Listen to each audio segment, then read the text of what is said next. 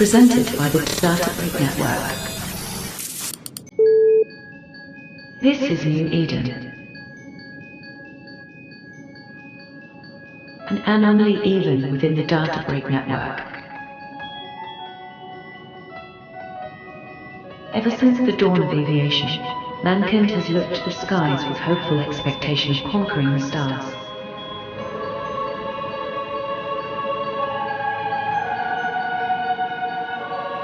Beyond the remnants of the shattered gate, a universe of impossible splendor lies among an endless sea of stars.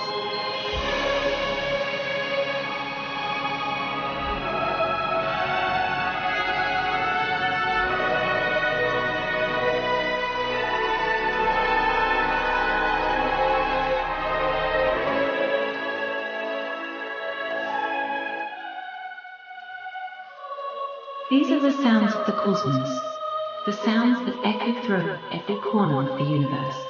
This is New Eden FM. Hello and welcome, space-faring pod dwellers, to New Eden FM, the radio show, your mix of weekly tunes to keep your ears and feet that you typically don't use, because you're suspended in a pod of goo happy. This is Maestra behind the decks today, and as we've been making it around the different EDM genres, today I'm coming at you with some festival bangers. That is trance, psytrance, and a bit of dance music. Fat Nick, this is like right up your alley, right? This is right up my sleeve. I always love man. this. Yeah. I've been going to festivals like this for years. Dude, I love the music so much. That's why I want to come and visit you. Not for the weed. It's like you can keep your weed, but I just want to go and hang out there and absorb all the greatness of the trance and psytrance in that area. But oh, you know what? It's all good. It's all good. Of course, we have your host today and New Eden's favorite multi-body personality, Alandria of the Galaxy, or Alandria of the Everywhere, depending on your definition. Sweetheart? Indeed. Yeah. Yes, and I tell you what, I'm thinking about both the music and that weed. So I tell you what, we got a heck of a show planned for today. I tell you what, we got a lot to talk about, including the big question on everybody's mind: does NetEase actually care about their player experience? We will answer that question. That is a question that plagued Benzie. Might have drove him a little bit mad, but hey, Hey, we're going to talk about his response made me quite happy. I will tell you that. I Just know, so right? I know. Oh my But yeah, gosh. we also got to talk about the state of the war and what's going on in the pasture down there in Delve. We got to talk about that. How are the cows? The How cows. are the cows? Yeah, how many And cow songs can and you play during one CTA, right? there you go. That is a Okay. question. And what exactly is Silent doing? And do they plan to have beef for dinner? And will the crabs allow it? These are the questions that we will answer for you. On all things Eve echoes and Eve online. New Eden News. Welcome everyone to New Eden News. And Alandria, I'm gonna just go ahead and pass you the ball on this one since I don't play. So Oh yeah, well, we do have in the studio. We do have also Rose and Bees from TSC, so they'll be in the studio here with us. But Pat Nick, what New Eden news do we have? I know we had a big patch, didn't we? That was last week. The patch this week wasn't that big. Like, the only optimization is the weekly market thingy. So, well, Oh, maybe that's next fixed week. again. No? Well, that's fixed. That's fixed. Did they really fix it though? Did they really fix it? Because I don't know They about will never y'all. fix it. They will I, never fix the market. I look at it. Sometimes I get excited, and I look at it, and it's going for like half the price. I'm just like, well, that's no good. And sometimes I look at it, and I'm just like, oh, well, that's no big thing. And I open it up, and it's like going for 100 times what it says. I'm just like, oh wow, well, this is Yeah, well, it so, happens. so I guess the lesson here is always look at the market price yourself. Don't go buy their little market price thing. Nope, because that's stupid. Yeah, We do have some noticeable bug fixes, like they fixed the Voyage core, the micro eject mode. It's now less effective, so I see that as a fix because it was so overpowered. yeah. There were people who were tap dancing around people with that Voyager core. That was a nice thing. Yeah, I have been one of those who has been tap dancing around it and even got killed in like a 1v4, and we were like, whoa, ouch. Yeah, And yeah, further than that, there is nothing much noticeable. yeah. Yeah, I got one of those Voyager cores on my Cineval, so I haven't tested out the difference. So we'll see how that is. It also seems it works with the micro warp drive now, so I don't know. I don't have it, so maybe you can try that out, and Well, we will hear I, that next week. yeah. Well, I don't know about you. I on my Cinevals I do AB fed. I don't do micro warp drive fed. So I only do micro warp drive fit. AB is too slow. well, I mean sometimes it's more about the ability to keep your as much of your speed as you can whenever you're scrammed. Oh yeah, true. Yeah. All it takes is a good scram and no more. Yeah, It you were does done. function with the micro warp drive. You can have your micro warp drive on and hit the magic button and it will work, whereas before it Well, did not. That's confirmed then. Finally, Yes. they fixed it. That's good. But Eh, your micro warp drive still stops if scram. So I am very much a fan of the afterburner rather than the. well, that's why you dual prop. Well, I mean, if you want to spend two low slots on a dual prop, though, that eats up your low slots. So I don't think that's very good. Depends. I have Yeah. been able to like it, but we also have some I other guess it news. depends on what you're going against, really. This is true. This is true. That's very But yeah, true. we do have something else to cover. Some big news out of the Chinese server that actually drove Benzi himself a little bit bonkers. Just a little bit. Just tiny little bit. Just a little. Do we Hold do on. we happen to have that as a drop? Do we happen to have that as a drop?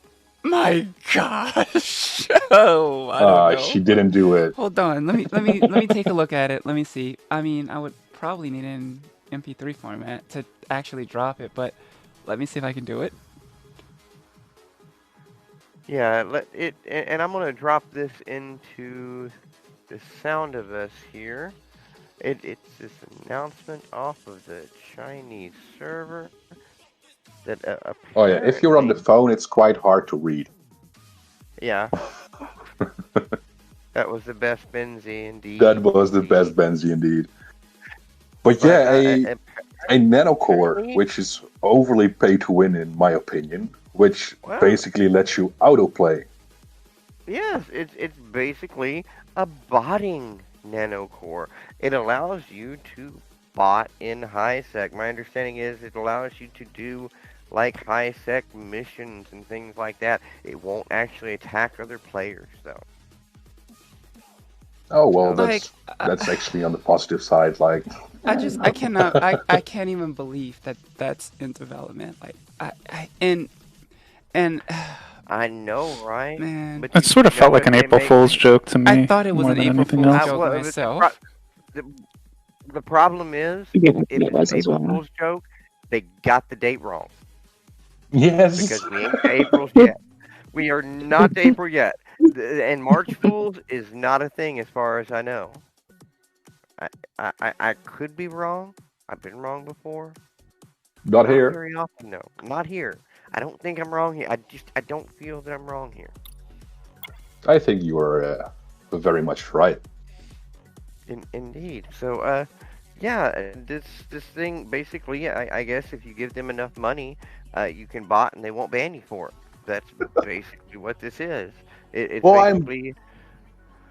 I'm glad it's only on high sec. Like, I did not know that. I thought it was also in null sec and like auto I think it attack like other says players. it is in null, but you can still get ganked by others in null if you're Oh, using it. it is a null. Wow, that ain't no good. That ain't Like, no does good anyone at all. But like remember? you're completely defenseless. Like you can't target. Like if you're using it and you're not at your phone, your computer, whatever, somebody finds you, you're dead. I mean, does anyone like No, also, remember the early days of the game, the early days of Eve when the quote unquote Chinese bot wars were going on and people were out there just oh, like dude, killing Chinese bots like pop.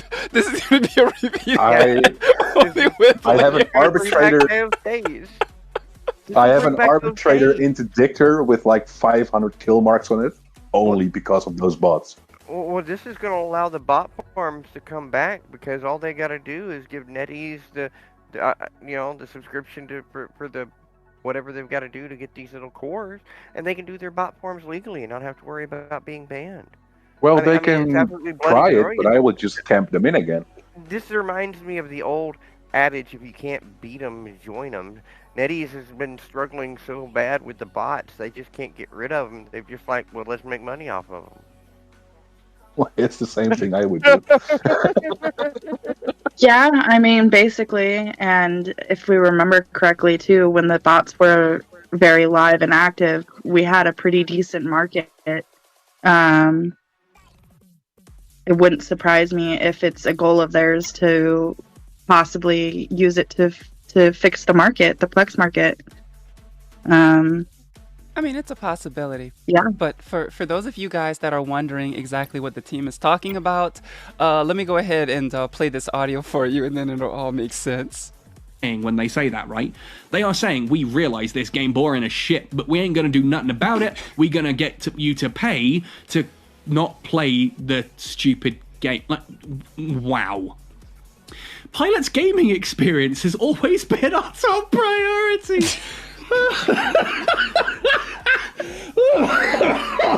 Oh man, I had to double check that. I had to actually double check that they wrote that, but no, that's what they said. Pilot's gaming experience has always been our top priority.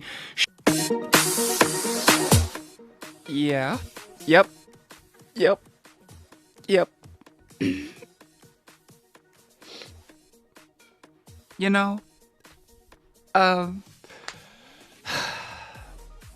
feel like I'm just someone else, please. Yeah, it's too much. Like the last part is the best in my opinion. Like, oh. It was so great. It was so great because it was like the ultimate oxymoron. Yeah, the pilot's gaming experience is our top priority, but we're gonna put in a. We're gonna We're make going this to game. implement a So bot. there's an AFK mode in the game. Well, it's like the basic go-to for mobile gaming, right? These days, just AFK autoplay. That's what people want. You know, I'm gonna go So out actually, on a limb.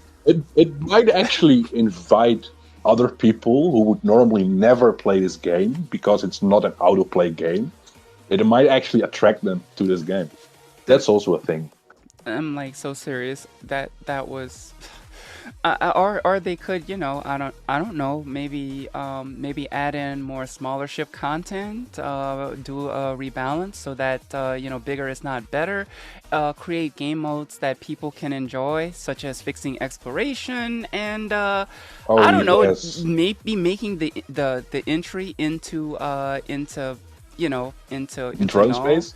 and stuff, into, you know, a little easier for newer players and stuff. Like little things like that could probably help to save the game, but it's just me. I am just a stupid They one are going stupid for person. AFK autoplay.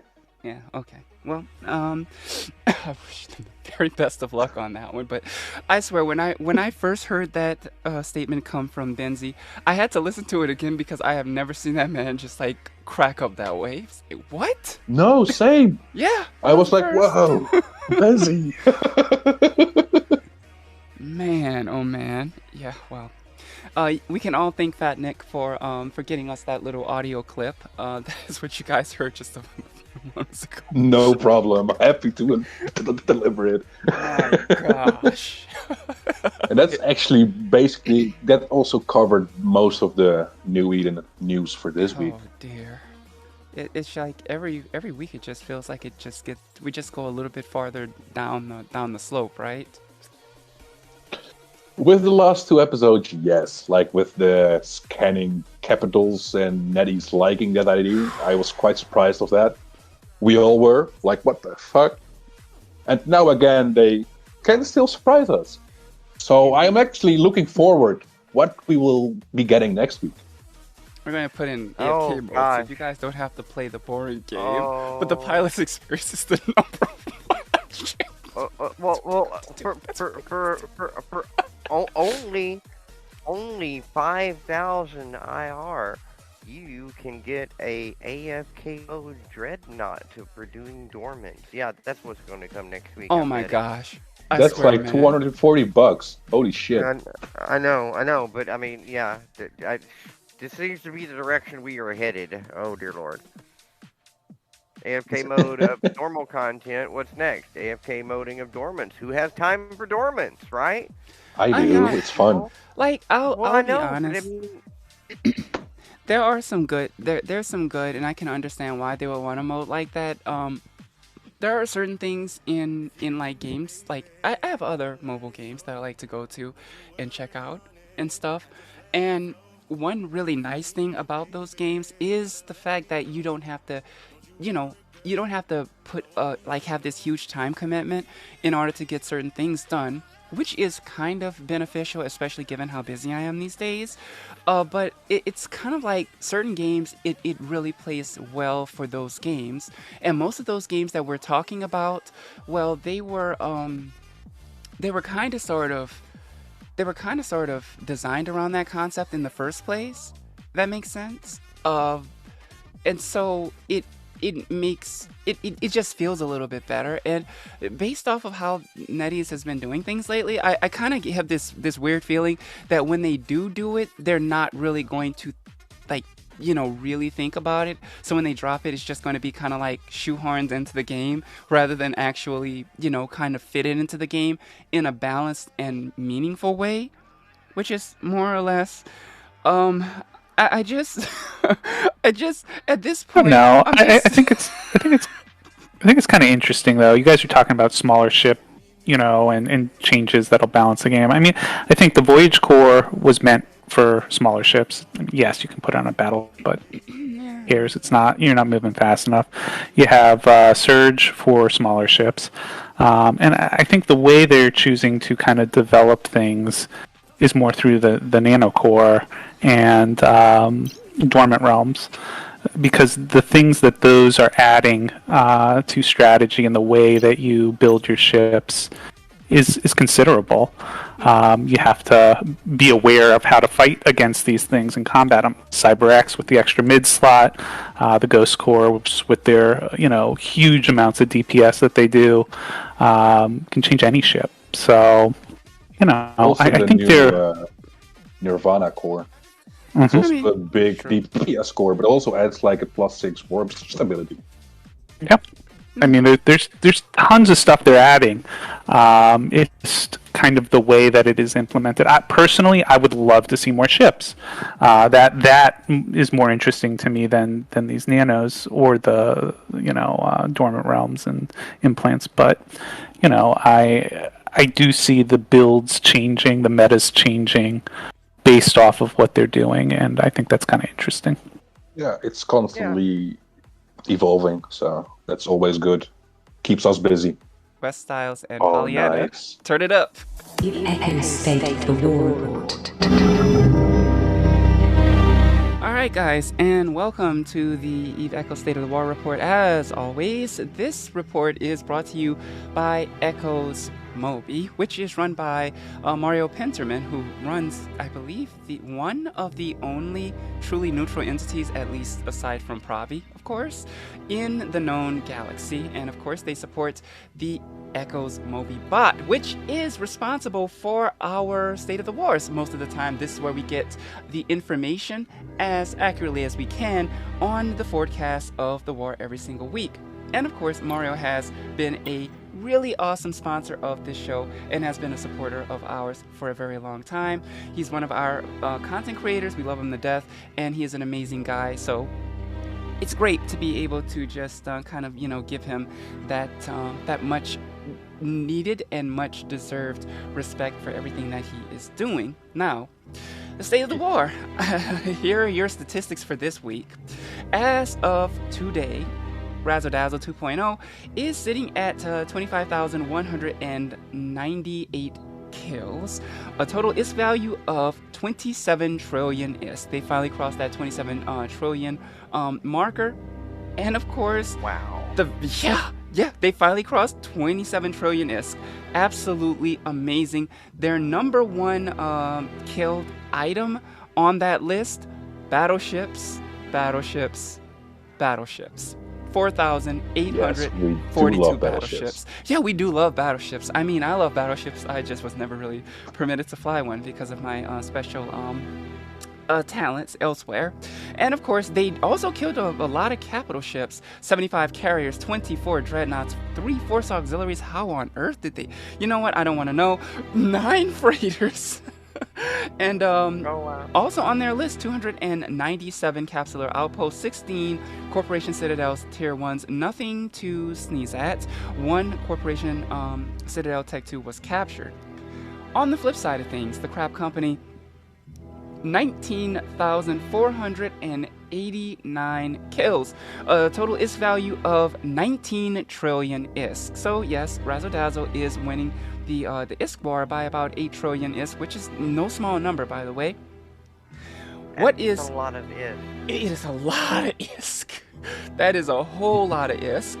And when we look at the list, we've killed our share of battleships as well. You want to say Crab Company, 3,141 battleships. Still under the number of Razzle Dazzle, but still pretty impressive. Gotta say that. As in addition, lots of capital ships, right? 34 carriers, 32 dreadnoughts, 1 force auxiliary, 2 freighters, 2 jump freighters. And where the creme de la creme is, the structures. 707 capsular outposts, guys. That's insane. 707. Not even counting the ones all scooped up. Not the counting the ones that Judy probably stole, because these goddamn criminals. And I only stole a few. Okay, I only stole a few of them. It's okay. 707 capsular outposts, 77 corporation citadels, tech 1 destroyed, 40 captured tech 2, and 17 captured tech 3s. So yeah. Now I do have to say about these war stats though.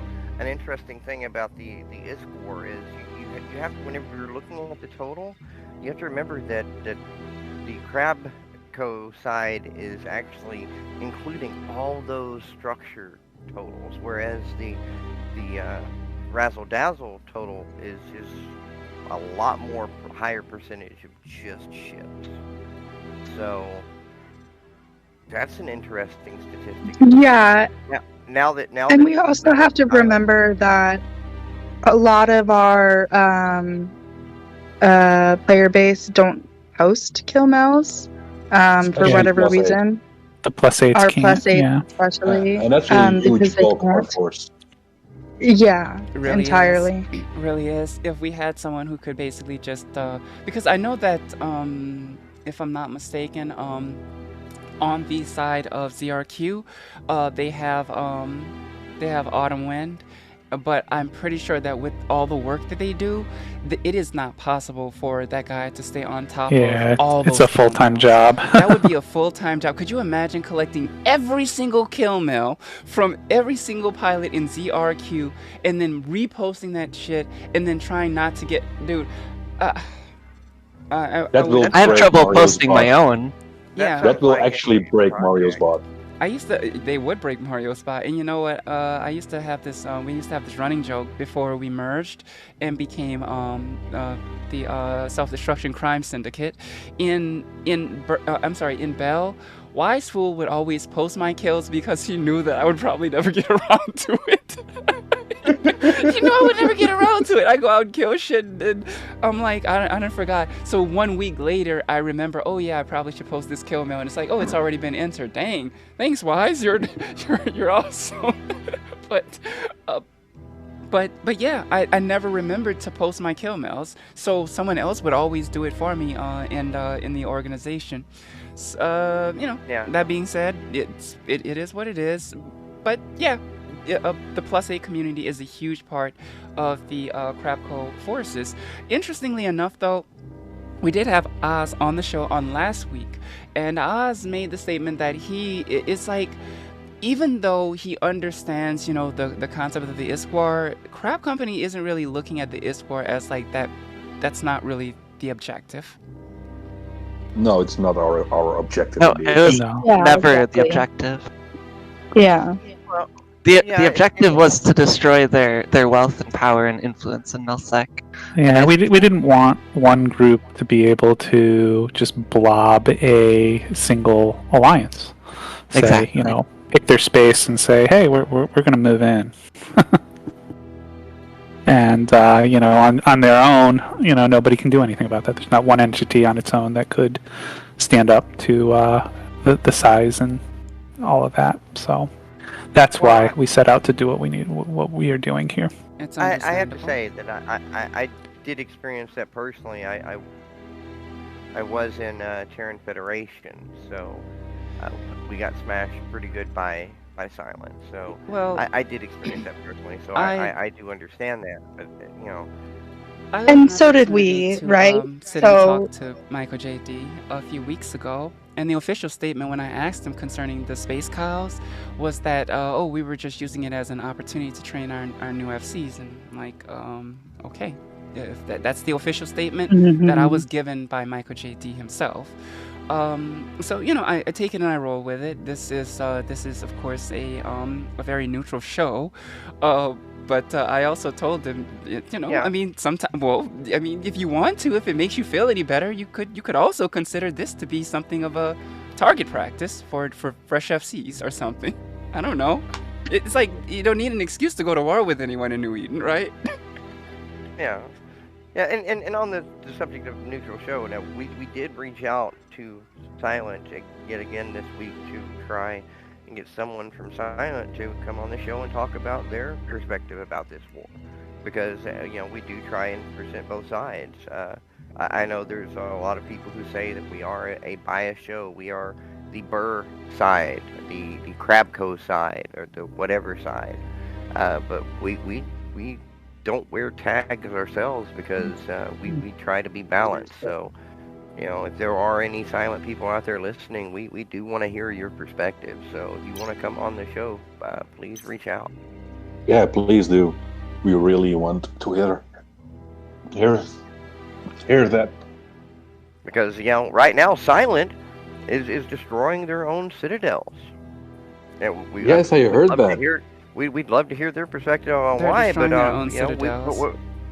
they're Yeah, destroying where their does own that fall on citadels. the IS counter that you were sharing before? Yeah, I'm curious about that too. I'm not sure where those statistics lie. We are going to have to reach out to Mario to find out how he's going to tally if Silent destroys its own citadel. I think that he covered where that that falls some, on the some war. weeks ago. Really, I don't think it counts when they do that. I could Yeah. ask again, but I don't. When they kill their own structures, I'm not entirely sure if it's being counted. Because at that point it's kind of like, well, you couldn't defend the structure, and you shot it yourself because you wanted your own kill mill, which is reasonable. It's completely reasonable. In Bell, I said many a times, if it looks like we're gonna lose our citadel, we'll kill it ourselves to get the kill mill ourselves, and we didn't care about posting it or anything. We just didn't want anyone else to have the kill mill, right? So Yeah. Yeah, that it's makes reasonable. sense. And the event that's going on right now certainly encourages destroying things right now. It Destroy your really own does. But citadels. can you imagine if the war had started, after this event started? Imagine if there had been one of these events running. I mean, looking at the statistics, that's over 700 posses destroyed on one side, over over 200 on another. It's got to be pushing close to 1,000 posses that have been destroyed. All those points going into an event like this, the event totals would be insane. It's also pushing these Then Absolutely. the event actually would have made sense. right back into business. But the event did kind of revitalize the Citadel and POS destruction and the fleets going out. I've saw a lot more people once the event dropped than I don't know if they're like taking a short break or what, but like it just seems like people are PvPing like nonstop right now. Yeah, Well, I mean, yeah. I mean, I set 6 boss timers last night myself, so That's great. yeah. jeez. So I mean, there's a lot of structured warfare going on, and there's a lot going on. Not just people shooting their own stuff. There's people still shooting other people's stuff still too. So, and from what I hear, there's actually was an attempt by Silent to destroy one of their own citadels, and they failed at this. Crabco saved a Silent citadel. I heard about this. Oh, which one was that? Yes. I don't Sounds like know some which Red one, Sea but stuff going on. we killed the So- fleet that was going to that citadel Oh. to kill it. See, I was helping them kill their citadels, and I showed up for the whole timers, and I was shooting them, but they kept trying to tackle me and stuff, and like, Oh, boo. see, I mean, I brought laser DPS, and they only had 3 inties on the citadels, so it's like, I mean, I can help you. NPSI, we'll shoot your citadel together. Bringing Razzle Dazzle and Crabco together, we will all band together in a great group, and we will all shoot Silent Citadels together, We will all help each other. helping. Yeah, You know. That's and one other thing that I've noticed that I'm not sure people realized when they were going to destroy their own citadels is that players are coming back to the game and realizing all their stuff is in HiSec that they don't have the ISK for. Yeah. Oopsies. Oopsies. Yeah, because I mean, some of those citadels have been there for years. I know there are Alantria alts out there who move some expensive stuff, and they're just going to file a request for compensation for the amount that they need to spend from the collective because I was too busy to move their shit for them. So yeah, you got to pay the piper. It's the reason why I don't. And how is it in my, the cow pastures these days? Cow pastures are great. We are looking forward to hosting some folks who are apparently moving in, coming to dinner. We're ready for fighting in our land. Something we've been doing for a long time. We know it well, and we're looking forward to it. Should be some good content. Yeah. Apparently, Silent is following the Goon Swarm blueprint from EO, where Goon Swarm started in Declan and early in the game, and then moved to Delve. And so they are trying that same particular move. That apparently is why they are blowing up their own citadels.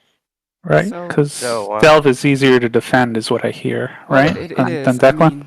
I mean, speaking as a former fleet commander, you cows are in a really, really, really annoying spot. That there's one way in and one way out, and once you go into that pipe, you are committing, and it's just really, really, really a pain in the rear end. You guys got cameras spread from the very front of the door all the way to the back. And it can be problematic, and even when you don't like form a fleet, believe me, you don't leave in a nice peaceful way. It never is that way with the cows. I know because I've done it. Showtime made it very, very annoying to get back out of your space. Even though I didn't get a fight that day, I went into your space. Yeah, I mean, we welcome all to come and take a look. Oh, I can't wait to bring my Balgor to you guys. It's a lot of fun. Yeah, it is. You just might espe- not leave in one piece. Oh, I don't care about that. Ask Mackenzie. Believe me. We'll collect all wrecks and drop your bling. That's fine. So I mean, the jump gates have really changed the game, though, right? I mean, it really has allowed for a lot more flexibility, and it's a lot of fun to have that at your disposal. So, really is what you are trying to say is that now Silent wants your space? Yeah, that's what they Yeah. have said. They've abandoned Declan because they want to take Delph. Interesting. Wow. I don't quite get it because they weren't really defending Declan, or rather, they weren't really able to defend Declan outside of like a max form CTA. When we stopped doing those and just started doing small roam fleets, we were just killing everything in our path, and it was a And great time. what's even more funny to me is that Silent comprises a lot of ex-Delve members that used to live in Delve and left Delve for whatever reasons. And it's just kind of hilarious to me that now they want to come back. Full circle. Yeah. Full circle, indeed. I think. Well, I know Silent's been wanting to do this for a very long time. Silent was my first alliance, and even when I joined in the first month of the game, they were talking about this move. We'll set up in Declan for now, and then whenever we get, we lose the war or whatever, we can't defend what we have, we'll move and try and take it. However, I think it took a little bit too long for their plan to take action. Like 2 years of building up citadels and sovereignty and POS everywhere. I think their plan would have worked better if it didn't take so long and they didn't lose thousands of structures beforehand. Well, I think the problem is that whenever you have so much, it's hard to just uproot for yourself and say, okay, now it's time to go, and everybody's like looking around like, but we've got all of this stuff. I think they had to wait until they got into a war like this, and they so that they lost all of that stuff that was tying them to the area. So now, just the little bit that they have left, letting it go is not as big a deal because so much has been burned to the ground. I'd argue giving your opponent like hundreds of free POS is probably not the best play, but I hope they prove me wrong. I don't know that they've done it for free. I don't think that they maybe thought fully about exactly how much was left and how much their players. They dropped one off in Delve the other day. We got a pass that they dropped off for us. It was very friendly of them. Oh, nice. I know we've stolen at least 100, so like it's not negligible. I have actually heard that at some point there were about 50 outposts an hour on anchoring. Wow. Yep, that was correct. They were unanchoring like every 4 minutes. It seemed like. That's an exodus like this game has never seen before. I mean, if and we were stealing so many that I actually saw Silent members shooting them to stop the unanchors because we were just stealing them all. No. Yeah. I mean, even whenever Vale the Silent was being evacuated and everything like that, I don't think even then, because there were massive POS stealing operations going on there. But yeah, this is crazy. That's a lot of POSes. And now they are saying that they want to move into Delph. That does. I mean, that. Yes, That's. they're deploying. They're They're moving. going to be highly disappointed with the limited amount of T10s there are. I heard that as well. They're going to have to wake up. They're going to have to wake up because, that's when our timers are. Oh. So early. Like, I've been there, I don't know, was it yesterday or the day before that? Can't you make some more NA-friendly timers down there in the pasture? I mean, I understand that farmers wake up to milk the cows early, so you're used to waking up early and all that. Yeah, but this is really early. The rest of us like to sleep in. My gosh. Hey, TSC is a 50-50 alliance. We're half +8. We're half EU and North American, and we gotta provide content for all. So we want our +8s to be able to play with us, and that seems to be a really nice time for our friends over there to take part. Gosh, everybody got to be farmers to come down to the pasture. It's awful early.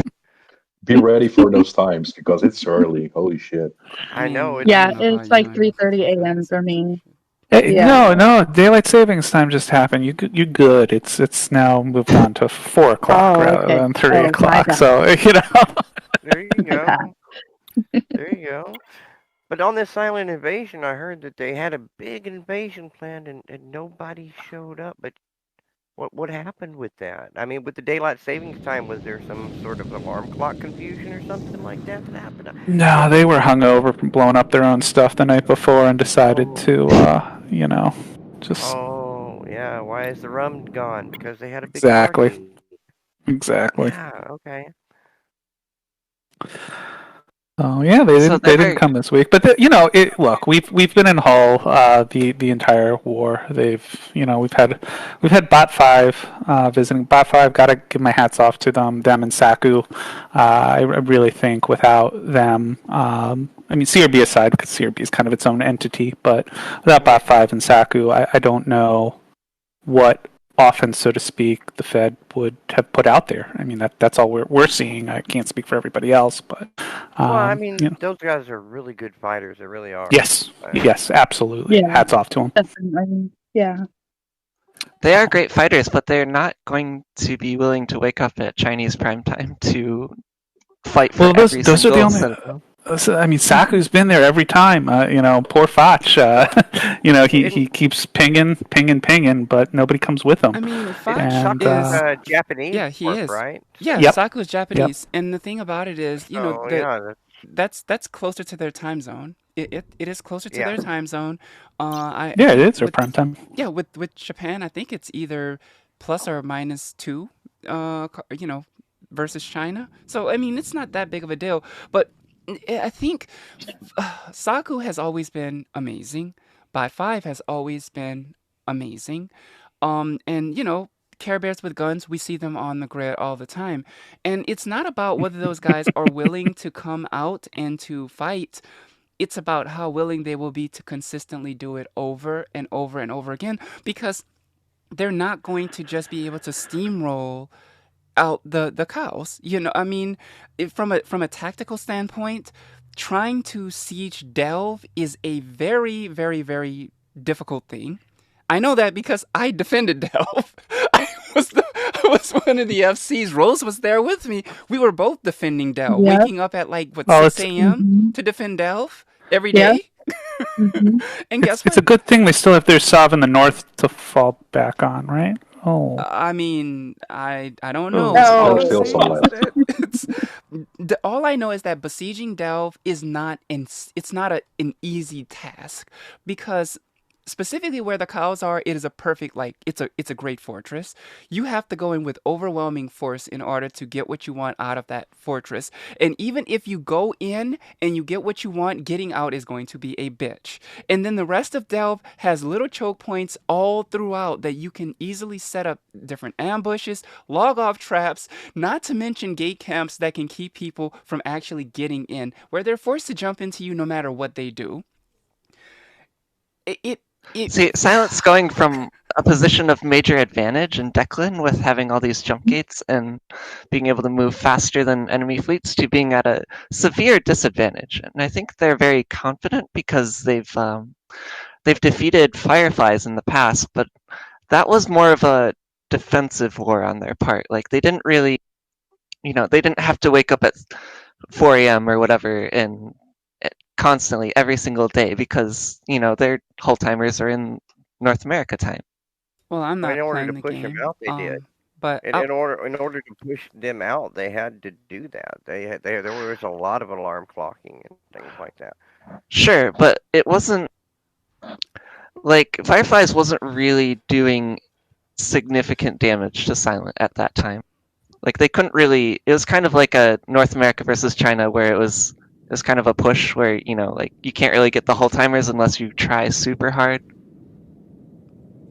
But now, like all of those people are in Silent's enemies, so like it just seems really bad for them. so Also, considering back then you didn't have any jump gates that we That's have now. true. So, Yeah. and it's actually, I think, the first big war it's ever being used. So I'm actually interested in seeing how that will work out for both sides, because we know Shush used them, and especially that since made them move very quick. they did just raise the fuel tank size, which makes them actually functionable for Yeah. large fleet engagements. So for those of you guys that are actually fighting in the war right now, just because I'm curious, how much of an impact do you see the mercenaries that are being hired, such as EQ, the ex-members of No, and some of these other groups? Like, what kind of an impact are they playing on the battlefield in terms of what you have to do? Well, CRB changed the meta. I mean, without a doubt, we've seen Silent move to, the missile implant meta from distance, and that's purely from them. It's they've had a massive impact on the war. I think if you look at what I think Tahini had a post on Reddit recently that CRB is quickly approaching the largest amount killed in the game, in the history of the game, which is awesome. Those guys are great to fight. They are a small, tight-knit community that always brings it. They don't care how many they're fighting. They will throw caps out there. They will escalate. They're a great group, and you look at the damage they've done since the start of the war.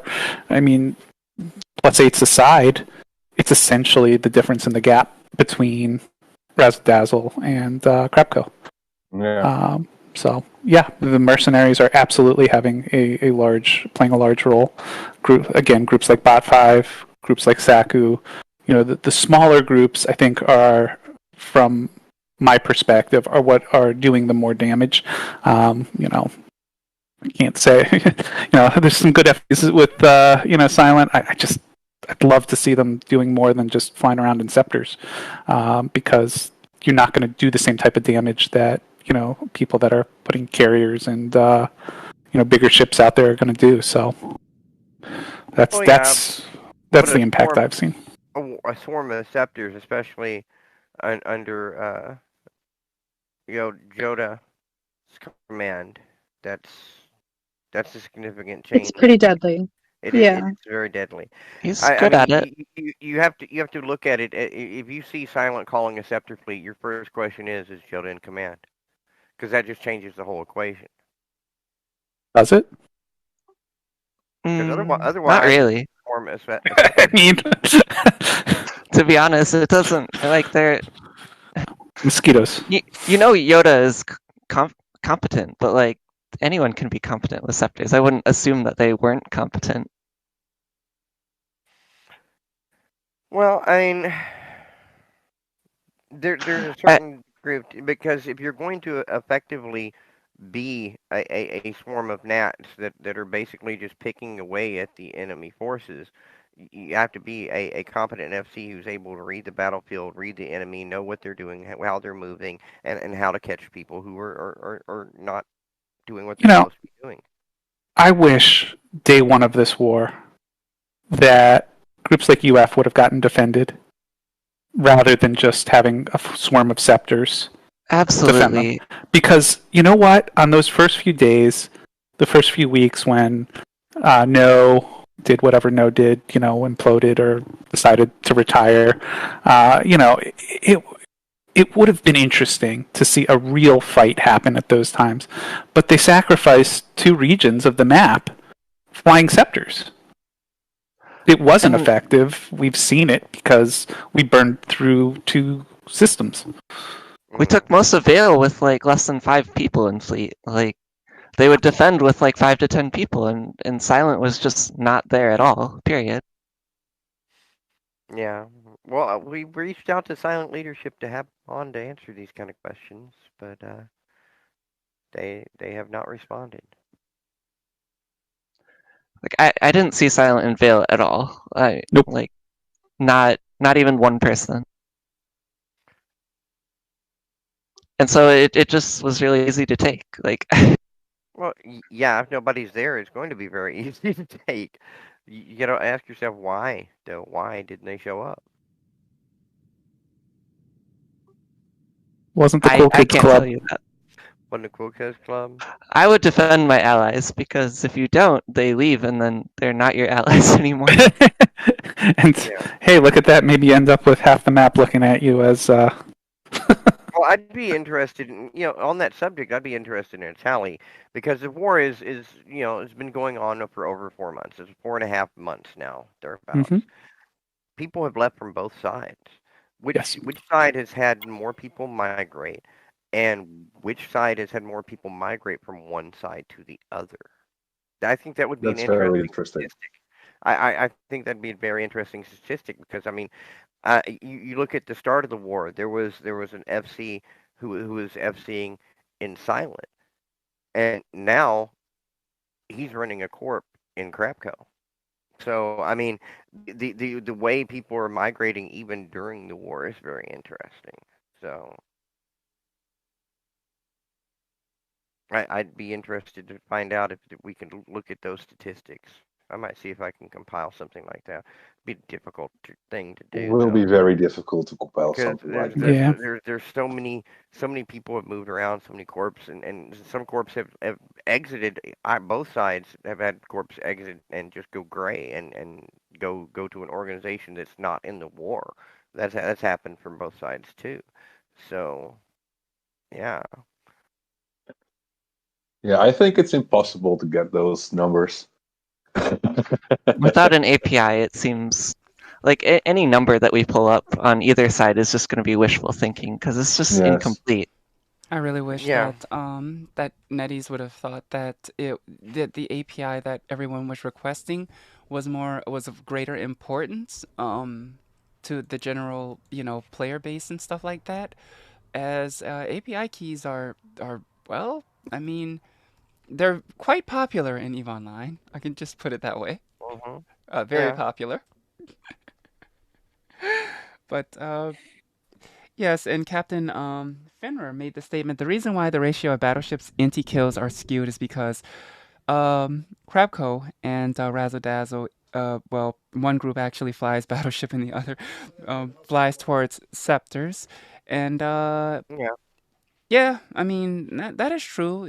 Silent does like their scepters, but you can argue with the effectiveness in some of what some in correct use of scepters, correct use of scepters. You know what I mean? Scepters are essential for every fleet, They but are.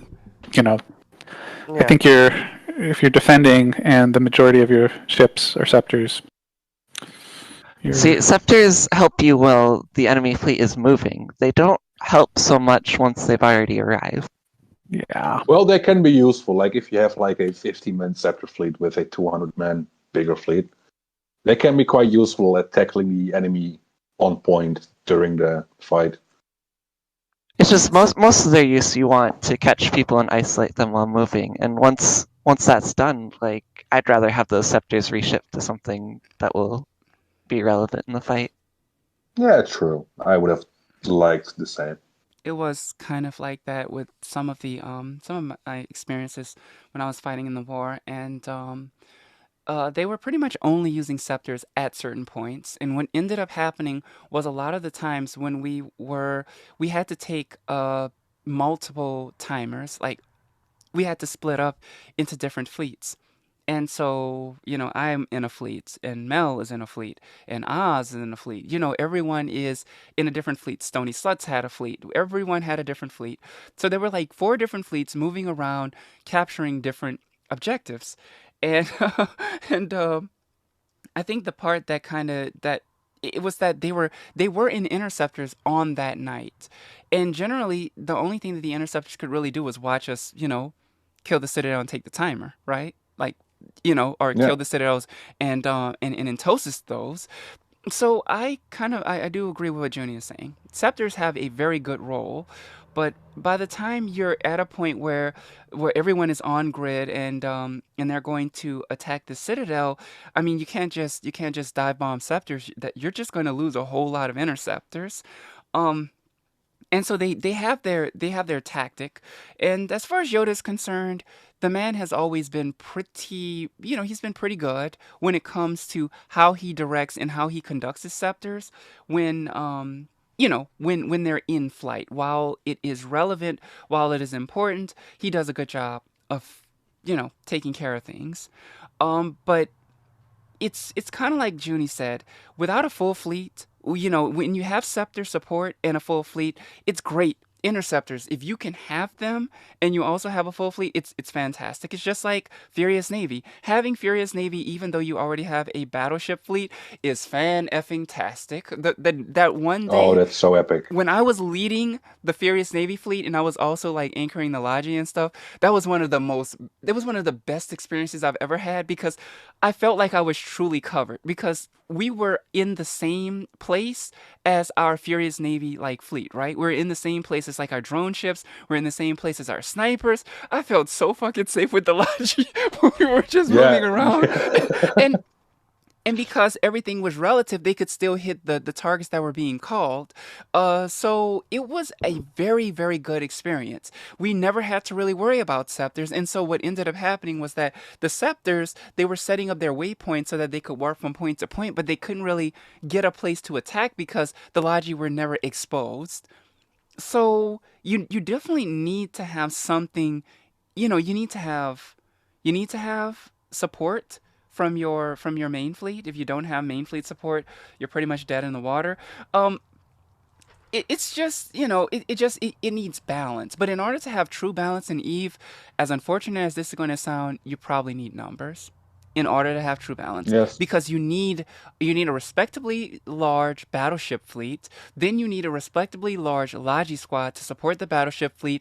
A ratio of maybe one logi for every two battleships is probably sufficient to keep up your fleet.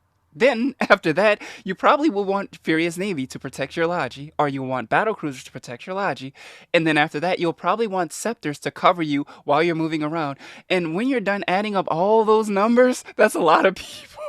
It's a lot of That's a people. lot of people. It's a lot of people. When you're done adding that whole thing up and like all these different squadrons that you want in order to create a perfectly balanced, harmonized fleet, that's a lot of people. And then we look at this battle that happened just 1 week ago in EVE Online on Saturday, where there was a 6,000 player battle that completely crashed out the node of the server.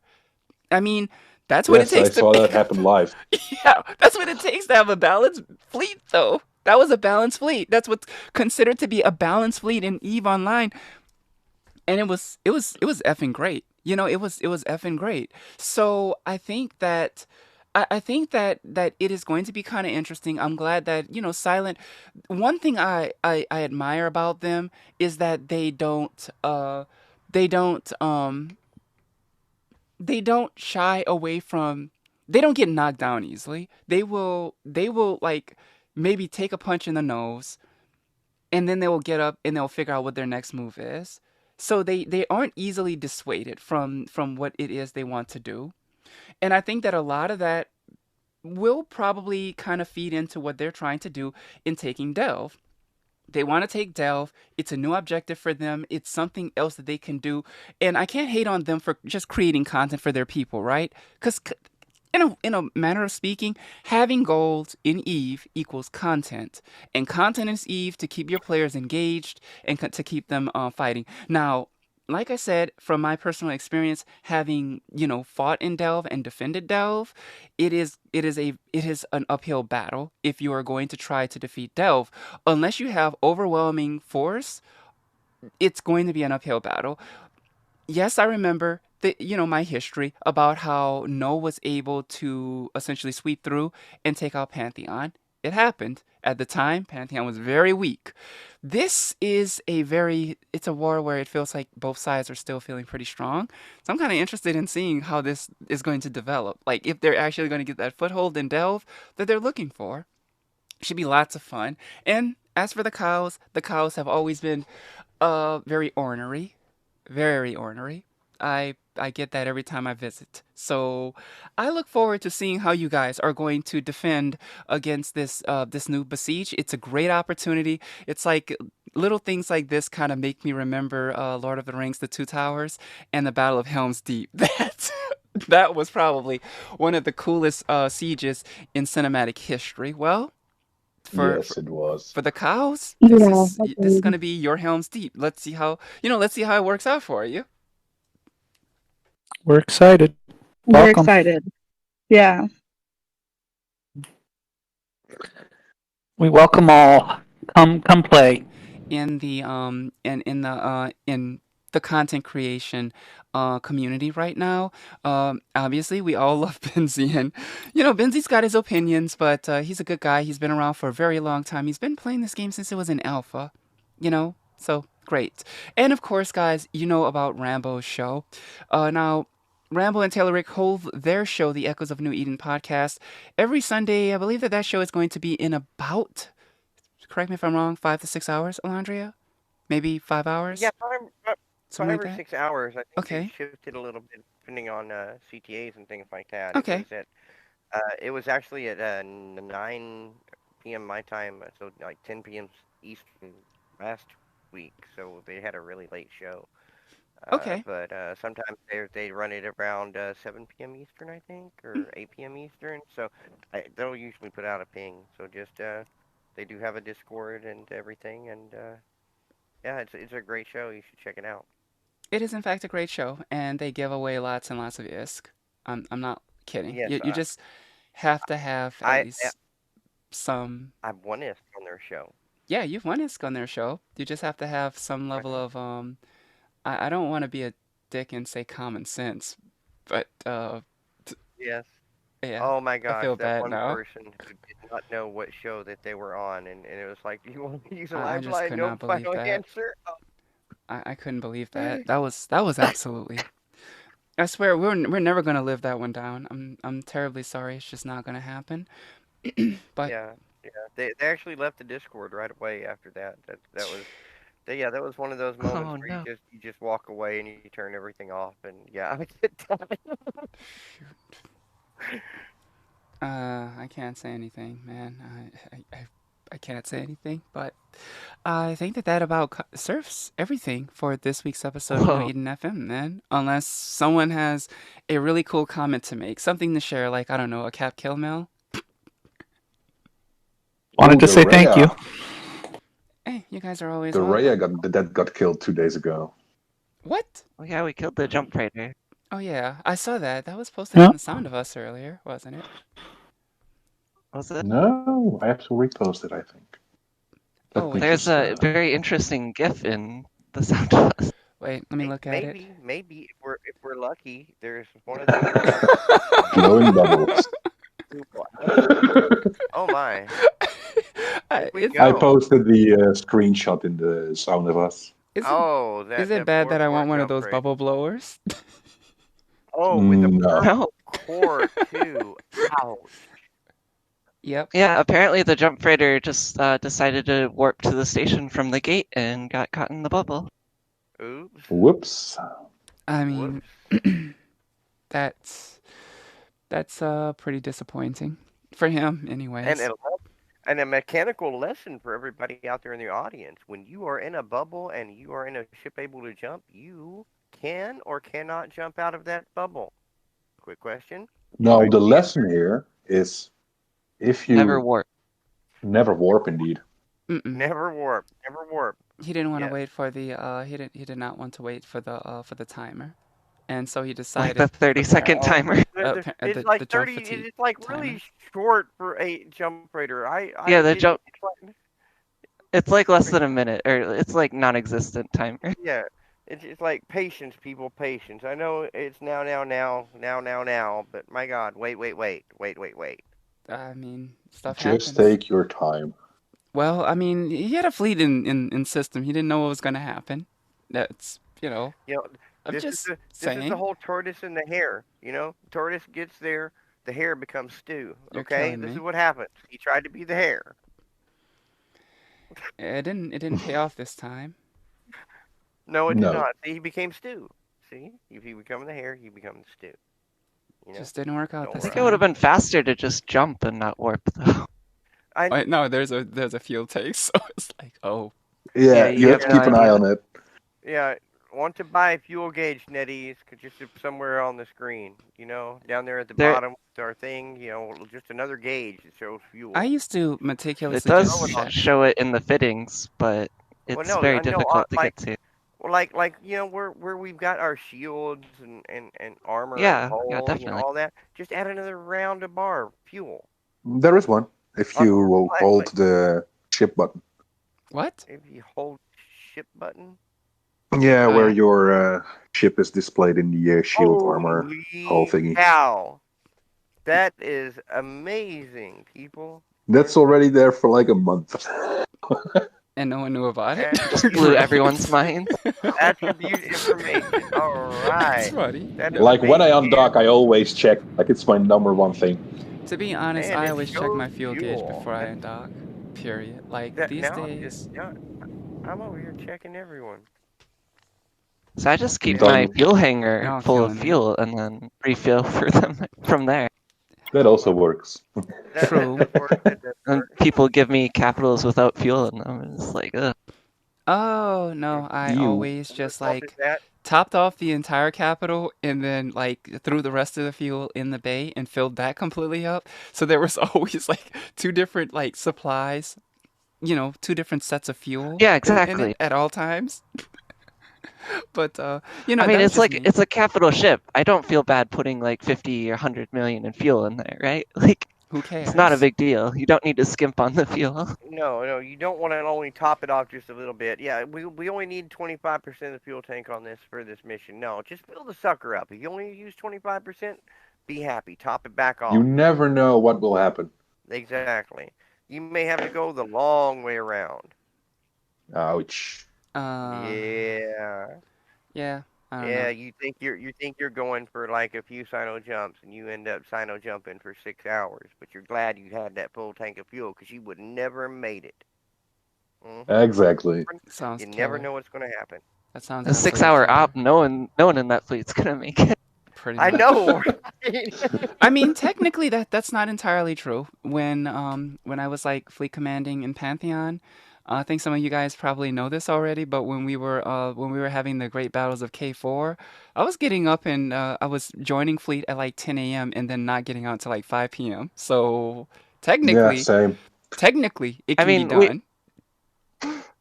we I personally have done like some 12-hour days this war as well, but I don't expect everyone else to be able to play quite as much as I do. No, no, no. The Yeah. normal line pilot is not going to be able to. You see, this is the reason why I had to leave.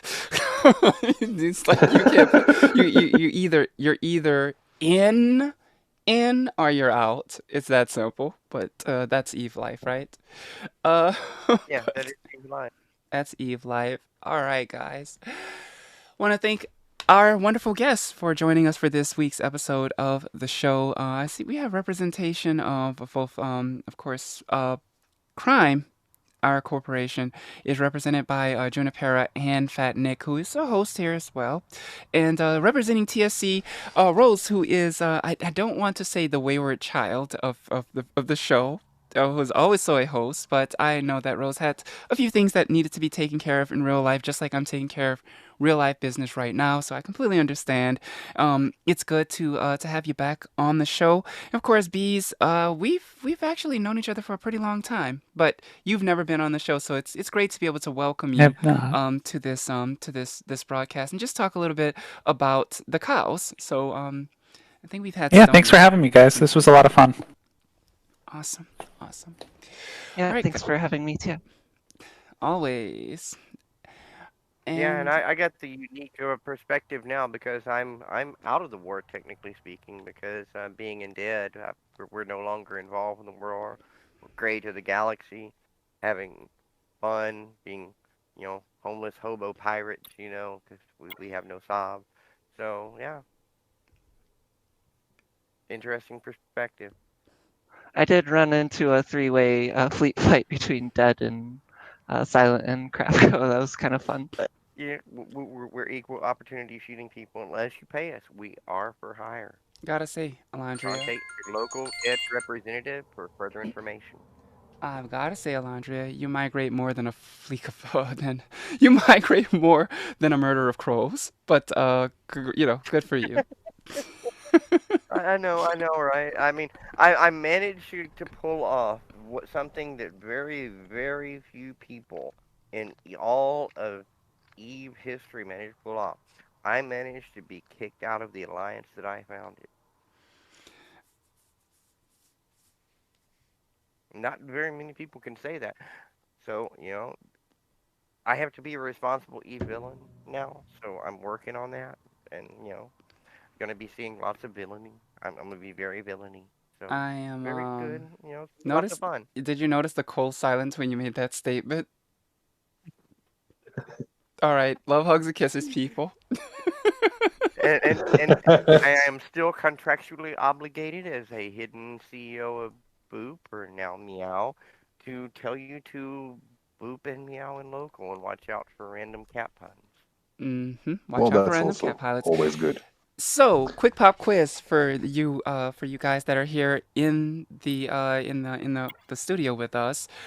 Who are the most legendary raiders in history? Genghis Khan. Next. Works for me. Works for me. Yeah. Like, I love what Captain Finra just said. Vikings. Exactly, the Vikings. Hiking. Yeah. Hiking. Turn Yes. it up for this really awesome track by Vera High Profile and Ras. This is Viking on New Eden FM. We'll see you next week.